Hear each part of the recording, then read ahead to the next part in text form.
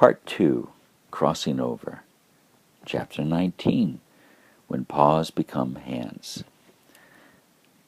Ultimately, it was not any force of will or cunning or magic that would save Harry.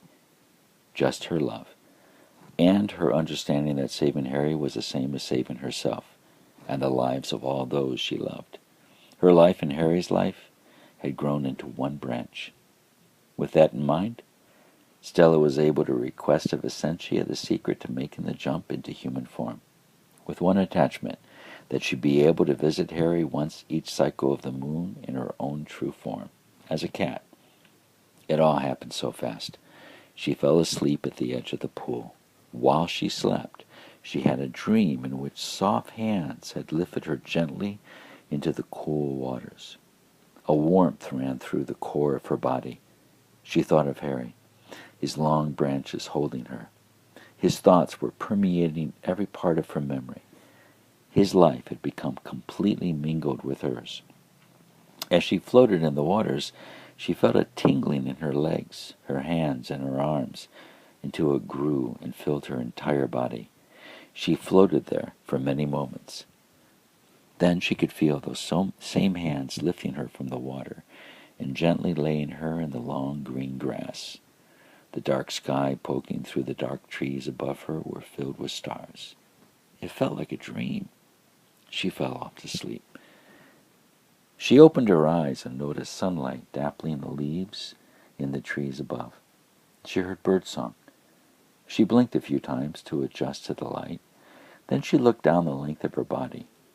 She saw a smooth belly that extended to the hips and two long, smooth legs attached. She studied the 2 feet, each with 5 toes. She wiggled them. She lifted her paws to her face and saw human hands, with fingers waving in front of her eyes. She was confused. She sat up slowly. After some moments of consideration, she crawled on her knees and hands to the edge of the pool to get a drink. She brought her lips to the water, and there she saw it, the face of a woman. She yiped and sprung away from the pool.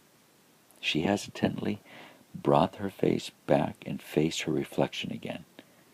There it was again, a woman, with blue eyes, dark long hair, and most pronounced she saw human skin.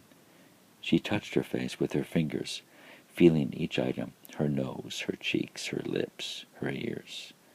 She breathed in deep and slowly exhaled. With slow caution she raised her body up on her 2 long legs and stood straight. "I'm a woman," she whispered to herself. "I'm a woman, and yet just a few minutes ago I was a cat," she countered. She lifted her hands up to examine them. They were paws, and now they were hands. She had been dreaming. That's it. Dreams are sometimes like that. They felt so convincing when she was in them. Then the sleep fades from the mind and the world comes back into focus. "I am a woman," she said again. "Stella!" She heard a man's voice call to her from behind.